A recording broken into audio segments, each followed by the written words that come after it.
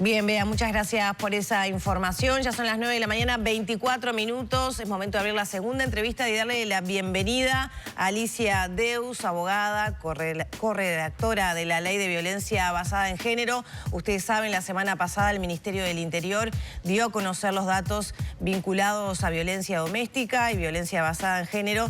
Y para, tener una mirada reflexiva a propósito de estos últimos datos, es que la invitamos hoy. Bienvenida, doctora. Buenos días, muchas gracias. Bueno, usted ya manifestó cierta discrepancia o una mirada crítica con lo que se presentó la semana pasada, que mostraba un descenso en el último semestre de las denuncias y por otra parte una estabilidad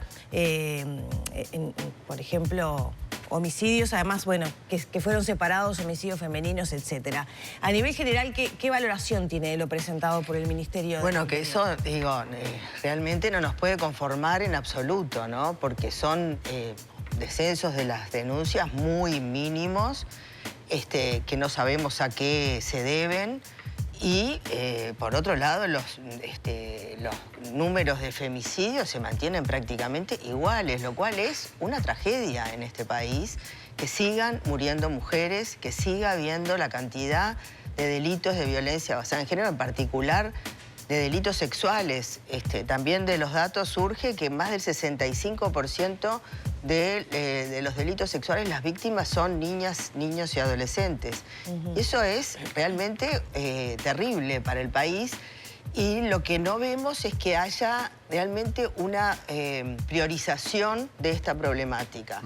Pasa el tiempo, pasan los años y no hay una priorización como lo estableció la ley en su momento. La ley declaró que es prioritaria la erradicación de la violencia basada en género y sin embargo la ley no se cumple en su cabalidad, no hay...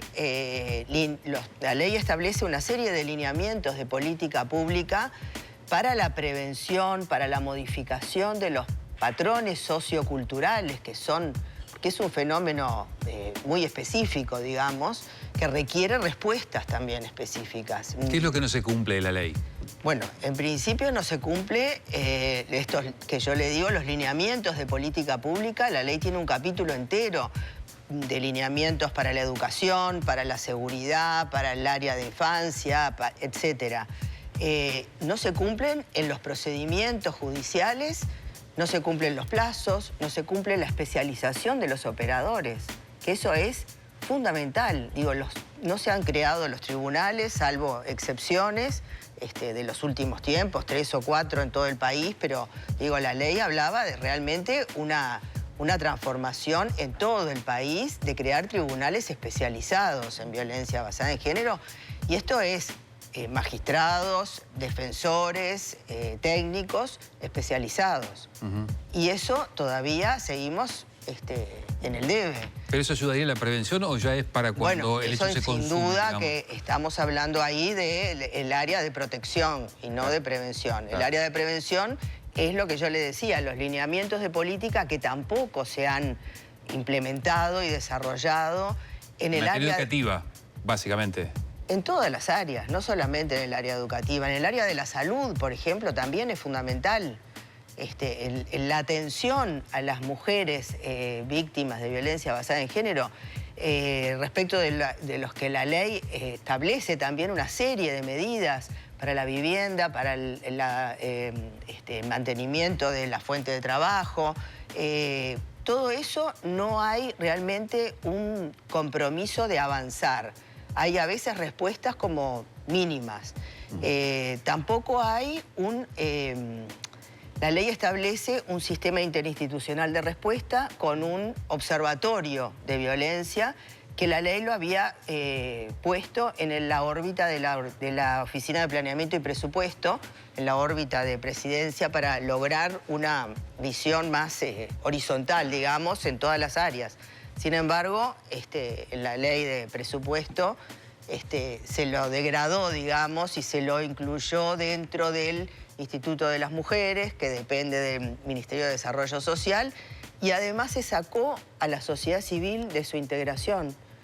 Entonces, el monitoreo de ver cómo está funcionando, no solamente la ley, sino las políticas para atacar la violencia basada en género, bueno, ha quedado también un poco en el debe, porque ese monitoreo nos debe indicar para dónde ir, qué es lo que se está haciendo, qué es lo que se está haciendo mal.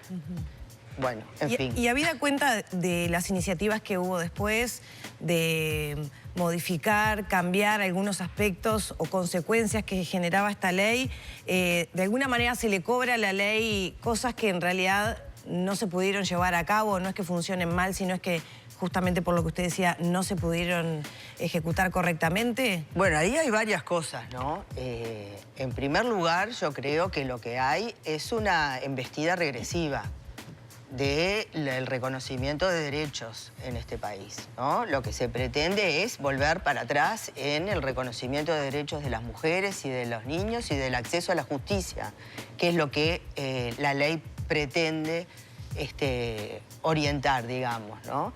Entonces, las modificaciones que se basan en cuestiones que no tienen ninguna evidencia ni ningún dato que los avale, solo pueden responder a una embate regresivo. Por ejemplo, el tema de las denuncias falsas. Por ejemplo, el tema de las denuncias falsas. Tenemos datos del Ministerio del Interior, como ustedes bien comentaban, pero no hay datos de denuncias falsas, ni qué entidad tienen esas denuncias falsas. Entonces se pretende modificar o atribuir a la ley una cuestión de que no está, no hay la más mínima evidencia, primero de qué entidad tienen esas denuncias. Yo no digo que no haya ninguna denuncia falsa, porque obviamente hay denuncias falsas como puede haber denuncias falsas para cobrar un seguro, digo.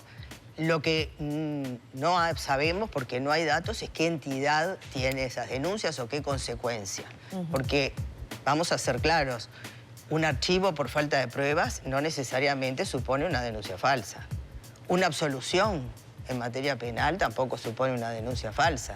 Una absolución que, digo, hay un tribunal de primera instancia, un tribunal de apelaciones y hasta eventualmente un pronunciamiento de la Suprema Corte de Justicia. Es prácticamente imposible que pueda prosperar una denuncia falsa. Digo, entonces, el tema de las denuncias falsas es el pretexto para modificar aspectos de la ley que algunos realmente molestan. Eso es una realidad. Molestan porque... Por ejemplo, el presidente de la República con esta iniciativa que tiene del Poder Ejecutivo. Sí, exactamente. Los delitos sexuales, por ejemplo, y los delitos de violencia basada en género son los que históricamente han tenido mayor impunidad. Digo, todos sabemos que se investigaban poco y mal, a denuncia de parte, o sea, tenía que ser la persona víctima la que denunciara, si no, no prosperaba una investigación. La ley de violencia basada en género establece, pero mayoritariamente el Código del Proceso Penal, porque no lo podemos desvincular, cierta participación de la víctima en el proceso penal, ciertos derechos de la víctima a no ser revictimizada, a que no se tomen en consideración para el hecho en sí determinados aspectos personales de la vida de la víctima.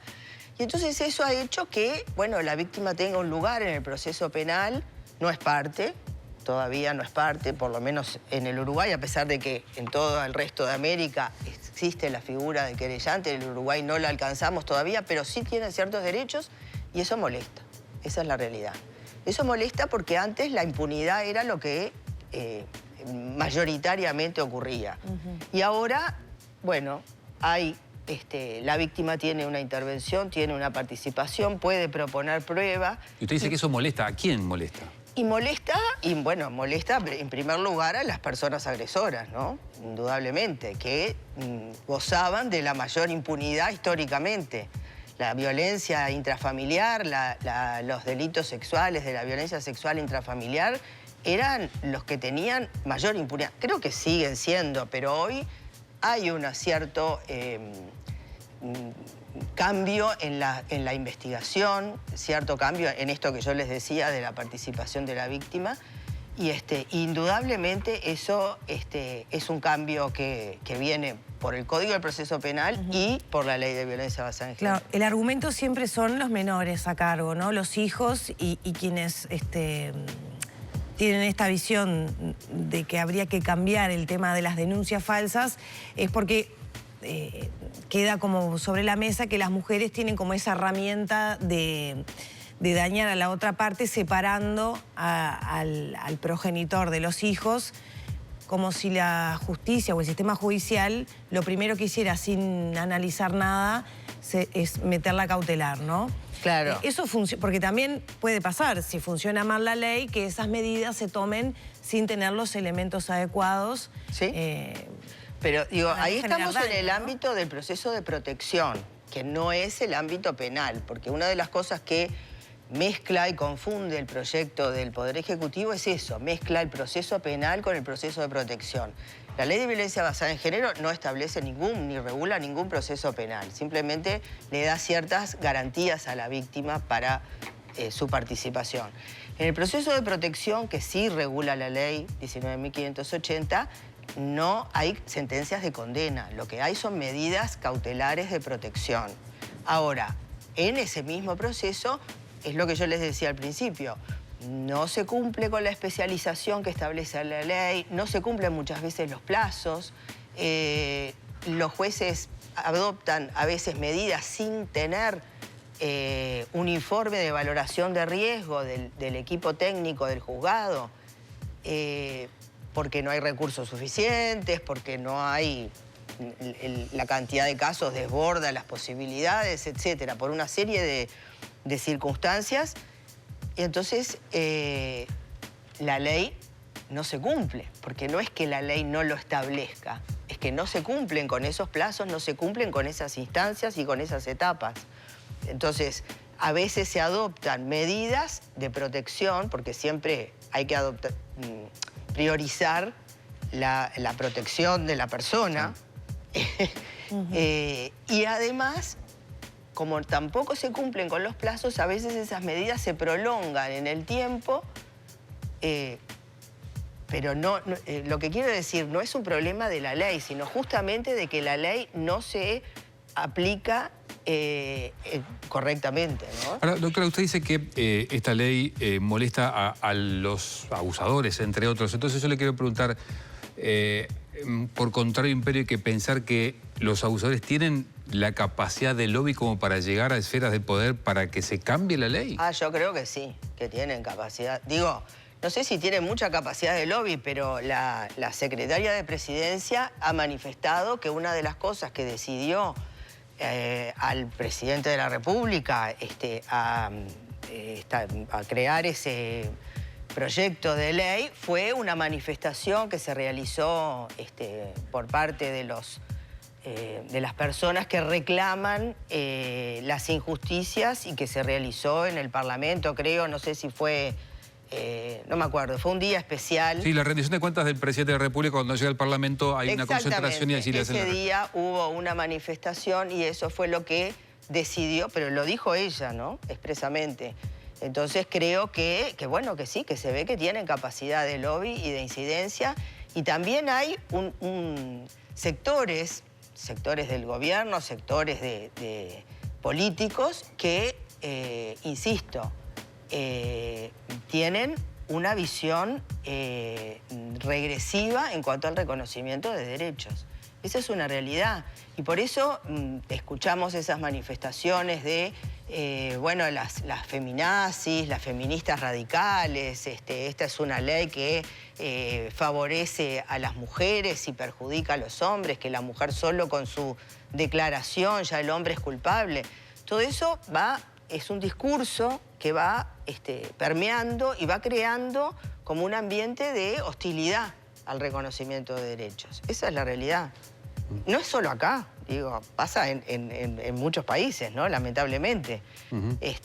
Y entonces se va creando ese ambiente y eso propicia estas iniciativas legislativas de ir para atrás, de ser, ya lo tuvimos con la ley esta llamada de tenencia compartida, que hablaba de corresponsabilidad en la crianza, pero en realidad de corresponsabilidad en la crianza no tiene mucho. Digo, lo que buscó este proyecto de ley que finalmente se aprobó es lograr la revinculación de los niños en situaciones de violencia con las personas agresoras, ¿no? Muchas veces. Doctora, estamos en tiempos de campaña electoral, empiezan a aparecer las propuestas. ¿Qué políticas piensa usted que no deberían faltar en el próximo gobierno para poder bajar las cifras de femicidios, pero sobre todo también la violencia sobre niños, niñas y adolescentes, que Uruguay tiene un problema Sin duda. Con la violencia que los adultos ejercen a los menores de edad? Y lamentablemente no lo vemos como un tema de campaña, como un tema de debate, el tema de la violencia basada en género, el tema de la violencia contra los niños. Creo que tendría que haber un compromiso de todo el sistema político, porque digo, en teoría todo el sistema político está de acuerdo en bajar estos índices de violencia, pero no hay programas, no hay planes, no hay debate sobre cómo hacer. Digo, yo creo que empezando por darle cumplimiento a las disposiciones de la ley, que si bien obviamente que con una ley no se va a terminar con la violencia basada en género, pero esta ley, al avanzar en dar lineamientos de política pública, sí establece determinadas orientaciones hacia las que el Estado debería ir en todas las áreas, ¿no? Porque digo, esto cambiar y modificar, como dice la Convención de Belén do Pará, los patrones socioculturales de inequidad, no es solamente con el Ministerio del Interior o con el Poder Judicial. Esto involucra a todas las áreas del Estado y de nuestra sociedad. Claro, le da la sensación que efectivamente es un aspecto cultural, ¿no? Porque han pasado las legislaciones, se creó el femicidio, esta ley, más allá de que usted denuncia o sostiene que hay incumplimientos, pero los datos siguen siendo más o menos los mismos. O sea, hay un aspecto mucho más de fondo, Sin da duda. la sensación que es cultural de la sociedad, ¿no? Sin duda, estamos de acuerdo, totalmente. De cualquier manera, si hablamos en términos más bien históricos, ha habido avances. Antes, la violencia basada en género que ocurría en el ámbito intrafamiliar se barría abajo de la alfombra. Sí. No se denunciaba o no se veía tan mal. Se decía, bueno, cada casa es un mundo, el no te metas, no sabes algo lo habrá que está hecho. pasando, algo habrá hecho. Digo, hoy por lo menos se condena, por lo menos públicamente se condena. Lo vemos con lo del presidente argentino, ¿no? Que hoy se condena. Capaz que hace unos años eso quedaba ahí adentro de la interna del gobierno y nadie se enteraba.